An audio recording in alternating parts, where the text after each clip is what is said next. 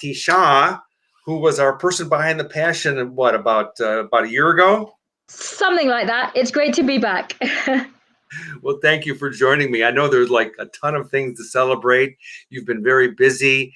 Let's take our viewers back a little bit and remind them who you are and what you've been doing. I know you're like a mentor. You've got a company that you do training, women, empowerment and all kinds of stuff. And so tell us a little bit who you are and remind us.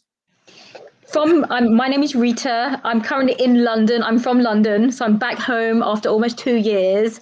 So I'm on vacation right now. I never take a vacation. I'm on vacation. So this is for me. This is like, I'm much more relaxed now. I've been totally in vacation mode for a little, kind of. I've been doing work in between as well. But yeah, so when I'm not on vacation, I run a strategic coaching and consulting practice that empowers women and minorities really to gain confidence and leadership and resilience skills in their different walks of life. So I work with individuals and I work very closely with companies on the diversity, equity, inclusion training.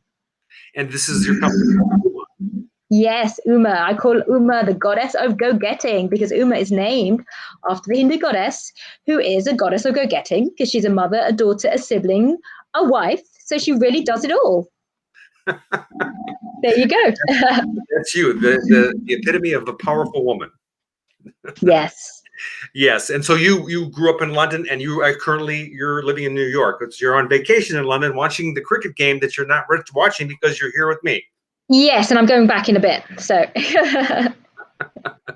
well, that's great. I think maybe even a month ago, I saw that you're getting like awards and you're celebrating all these different things and you're making progress and all that.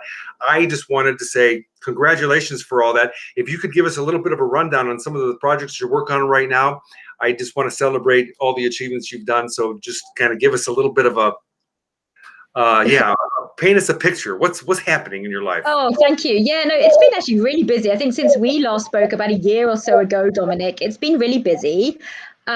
Things pretty much has been done remotely. So I could be in many cities in one day, and I've been so much more efficient in that sense. I think, part of the awards and things is just sort of acknowledging some of the work that's been going on there to really help different communities and different platforms of women and girls. I've been doing a lot of work with schoolgirls, youth development, women, and I mentor personally as well, a lot of, women survivors of domestic violence and folks like that. So there's been a lot of coaching and mentoring that's been going on behind the scenes. A lot of talks, I do a lot of keynote talks as well, just in different cities on topics to do with gender equality and moving women forward. And then how can, what can we do for cultural differences, things like that. And being someone who's always been a bit of a world traveler and here, there, and everywhere, it's something that I love doing. So, yeah. So what's your latest project? So you're getting projects that you get hired to do at companies, or how does that work? Yeah, so either I get individuals that hire me in my company. I do it as well sometimes for my company, but to do some coaching and mentoring. But they usually hire the company to do some sort of strategic consulting for their companies on what they want to do from a diversity equality perspective. And we help build training programs and build different sort of thought leadership for them in terms of how they can do that on their journeys. So they fly you. They just Zoom me in currently, Zoom or webinar me in. But yes, technically I'd be flown in to different places to actually physically visit folks. And I like doing that. I like really embracing the culture, what the company is all about to start with first, and then kind of going from there. Okay. So tell us a little bit more about the mentoring that you do with the children. That's really interesting. Yeah. So for me, where does the next generation starts from the youth, and youth development is something I'm very passionate about. I have 2 small children myself, and everything they do is influenced by the way I speak, the way the father speaks, their teachers, their peer group. So this is the age that they're learning and getting influence. This is what shapes their value system. The value systems shape their biases, which make them what they do and their fears, their likes and dislikes later on in the future. So this is the age to really start with them. They have so much passion. They don't have any gender bias as such at this young age. This gets built over time through media, through Disney, through what's going on, what other people say. So it's really about getting them and sort of really building up that passion and that motivation and getting them to acknowledge it now. Hmm. Amazing. Totally amazing. So where do you see Uma in the future? What are your future plans? I mean, you're doing this now. You've been doing this for a while, and so you're just going to continue on with this and just keep going worldwide. Yeah, I mean, we're coming up to a 5-year anniversary. We've got something coming up soon around the time of 5-year anniversary. So watch this space. It should be, I'm hoping we're going to tie in the launch of this something for the 20th of September coming up soon. But yeah, it's really to grow. It is a global organization. It is to acknowledge global women, global folks around the world and acknowledge their cultures and the differences and nuances and embrace those. So we want to carry on doing that and just spread the word and build up empowerment and really build, by empowerment, we mean really help people sort of listen and empathize rather than become entitled. There is a fine difference which we are trying to help with in terms of our coaching. Mm-hmm. Great. So, okay. I want to say thank you for joining me. It was a quick 6 minutes, quick update. But I like it.